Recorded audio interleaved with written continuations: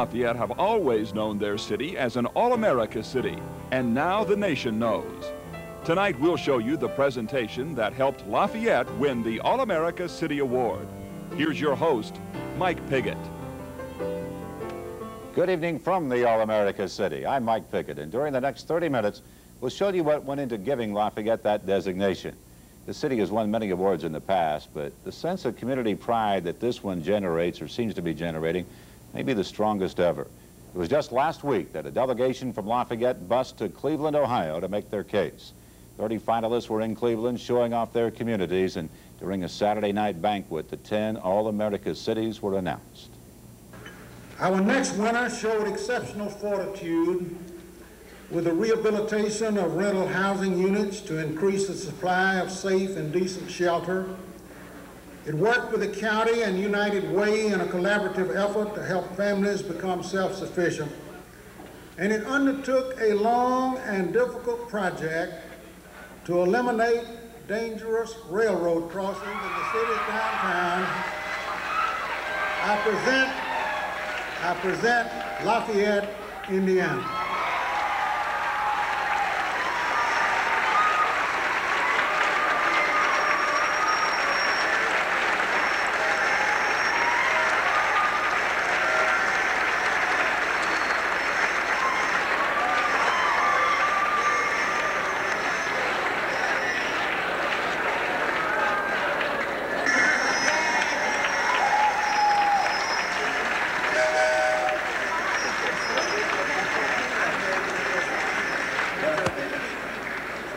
I want to thank the National Civic League, the All-State Foundation, the City of Cleveland, and all the friendly volunteers that we have experienced during this last 3 days, and all the people out there that we have met throughout the country.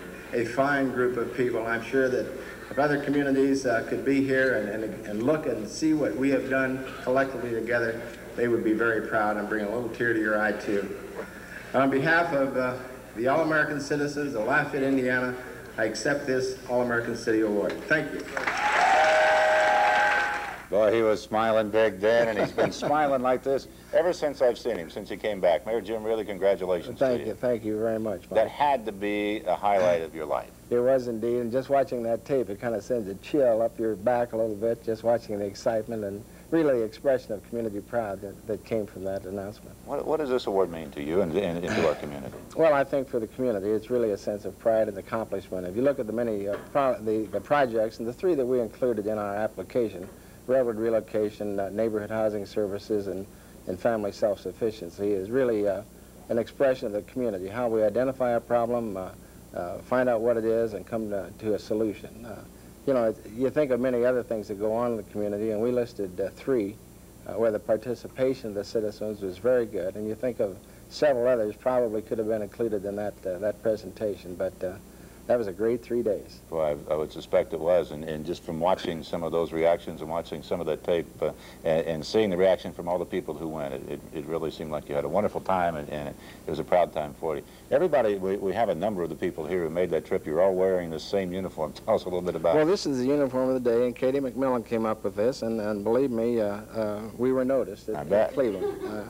With the hats and the yellow bandana, and these shirts were made especially for the occasion. The flashing buttons came from Norfolk and Southern Railroad, and I believe Purdue gave us these whistles, and about every occasion we had, we'd blow those. But we wore this uniform mostly whenever they have an event, and we were there. And I think the representatives of the city and those who presented this on the city's behalf wore them everywhere. And they all knew where Lafayette was. I bet they did. Well, a major part of what you did there was a presentation that explained these three projects. We're going to show the people that and talk to the person who put it together when we come back. Stay with us.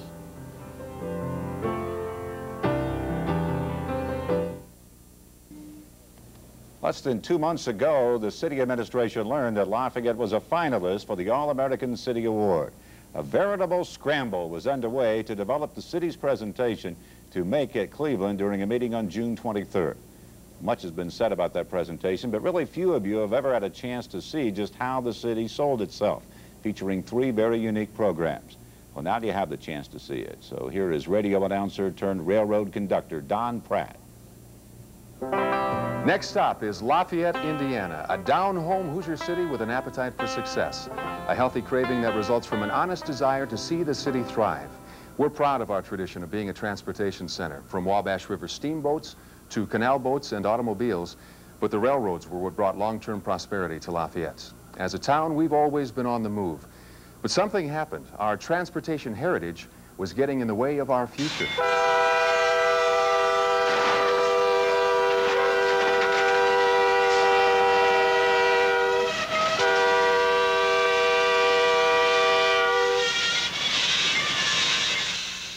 Lafayette averaged 13 train-related accidents annually.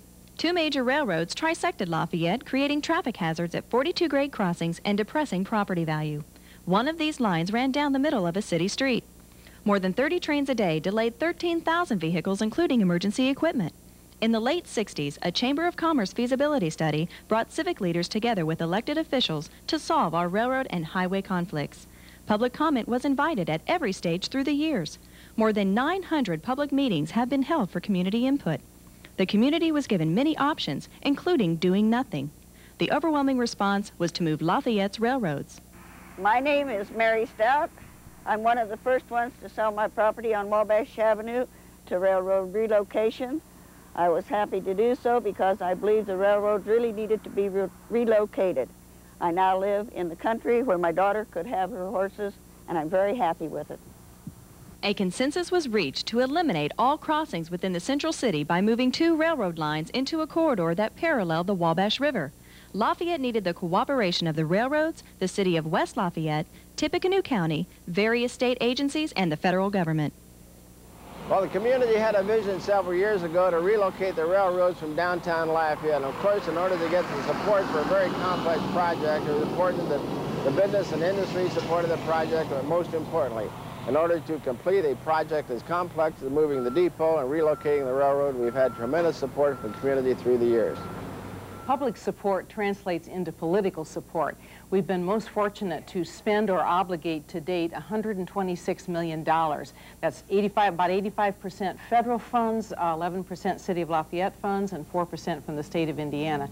This really represents unparalleled bipartisan support at both the local, state, and federal level. The project was divided into 5 major construction segments. The first, second, and third have been completed. Segment 4 is nearing completion and work is underway on the final phase. Lafayette has experienced the greatest change in the past 3 years, building new twin bridges across the Wabash, moving a historic depot to our new plaza, and eliminating trains on 5th Street with the relocation of the first railroad into the new corridor. 18 grade crossings are now gone, with 24 to be eliminated by 1998. Businesses are relocating to buildings previously considered unsuitable due to train traffic, and historic neighborhoods have once again become worthy of investment. My family's been in business here since 1876. That's 120 years of railroads. 120 years of railroads, 2 years of construction. It's an even trade if you ask me. We're so excited about it, we're looking forward to investing in a historic lighting project to be completed after the main work is done. The Railroad Relocation Project has also facilitated the development of the Wabash River Heritage Trail through the city. The converted Main Street Bridge will encourage pedestrian traffic on the trail and between Purdue University, West Lafayette, and the Depot Plaza. Today, railroad relocation is on the home stretch. Grade crossing accidents have been reduced. Traffic moves more efficiently through central and downtown Lafayette. Festivals are planned for the new Depot Plaza. Lafayette's most exciting accomplishment? The realization that our community can join and work together to solve problems. Lafayette continues to roll into motion. There are other renovation projects in Lafayette. Every neighborhood can point to a house as being the worst house on the block. Often they are run-down rental units. But a unique Lafayette program is making many of those dwellings the nicest homes on the block. Lafayette had a shortage of affordable housing units for low-income families. 34,000 Purdue University students impact the availability of rental units. Civic groups identified affordable housing as one of Lafayette's critical needs. In 1992, the city established a task force. Their recommendation was that a nonprofit corporation develop and manage rental housing for low and moderate income families. Lafayette Neighborhood Housing Services, a nonprofit partnership of lenders, city government, businesses, and residents, answered the challenge. The addition of the rental program completed the organization's comprehensive approach to meeting housing needs. More than $10 million in public and private funds have been invested in Lafayette neighborhoods, and another $3 million has been invested in the rental program. Shortly after we made the decision to acquire rental property, it came to our attention that one of the landlords in town had 17 buildings on scattered sites that he wanted to sell. And this fit our philosophy very well because we believe in the economic integration of neighborhoods, and it also gives our tenants a choice in neighborhoods in which they live.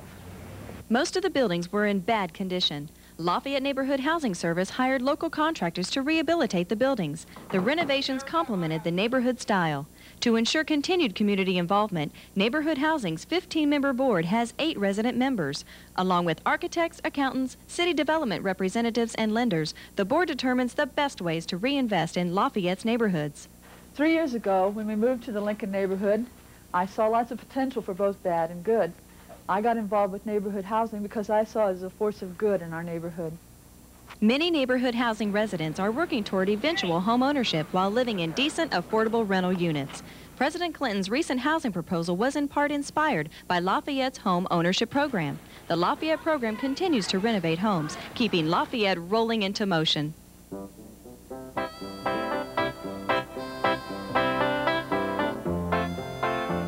I'd like to introduce one of those families benefiting from neighborhood housing, Mauricio and Lilia Carrillo and their 3 children. Mauricio, you had quite an experience with your first home in Greater Lafayette. We were living on a trailer that was damaged by a tornado. We were very lucky to be alive. We worry about our children. We hear about neighborhood housing and apply for a home loan. They help us to buy our first home, and now we have a good roof over our heads. Thank you, Mauricio, and best wishes for the future. Another unique Lafayette community program is helping people break out of the welfare cycle. The Family Self-Sufficiency Coordinating Committee is an example of shared decision-making among diverse segments of the population. The key to its success was assigning the program's administration to a non-governmental body. In Lafayette, we recognize that participants as well as business and community groups needed to get involved in designing the self-sufficiency program and its funding. The Family Self-Sufficiency Program is a collaborative effort between the Lafayette Housing Authority and Family Services Incorporated, a private not-for-profit social service agency. Funding is provided through grants from the city's Community Development Department, our local United Way, and financial supporters of Family Services. As coordinator of the Family Self-Sufficiency Program, I meet with each client to develop a personalized plan. This includes career exploration, education and job training, home visits, monthly support meetings, mentoring, and social services. Hi, I'm Tracy Kraft, and about a year ago I decided to quit my job and go back to school. I couldn't do it on my own. I heard about the Family Self-Sufficiency Program, so I contacted them. I've been on the program about a year now, and things are going really well for us. 2 years ago, I became pregnant in the middle of my college career. Then I found out about Family Self-Sufficiency. They were able to give me affordable housing, goals, and a plan to work toward, and I just graduated from Purdue last month. Since 1986, 280 participants have been accepted into the self-sufficiency program. 66% have achieved long-term self-sufficiency in good jobs with skills that enable them to support their families and contribute to the community. 94 families are currently enrolled. And this is Tracy Kraft. Tracy, how has Family Self-Sufficiency helped you? Without Family Self-Sufficiency, I would not have been able to continue my goal of becoming a nurse. I have a lovely home, and I'm able to care for my 3 children while I'm attending school. Thank you, Tracy. There's more to be done in Lafayette, but we're proud of what we've accomplished. Our United Way has one of the highest per capita support levels in the country, with 18 successful campaigns in as many years. New industries are locating in Lafayette for our quality of life, our educated workforce, and pro-business government. Dozens of colorful ethnic and cultural festivals call Lafayette home. Our volunteer spirit runs high throughout our diverse neighborhoods. Lafayette is an all-America city that is rolling into motion. There is a place with happiness all around that I am proud to say is my hometown. Lafayette, yes, it's Lafayette, another diamond in the crown. It's Lafayette, it's my hometown. Ooh. about that? The person who produced that presentation is the Journal Courier's marketing director, Arvid Olson, who joins us now to talk about it briefly. Welcome, Arvid. How you doing, How do Mike? you feel? Boy, I'll tell you, I'm excited, and when the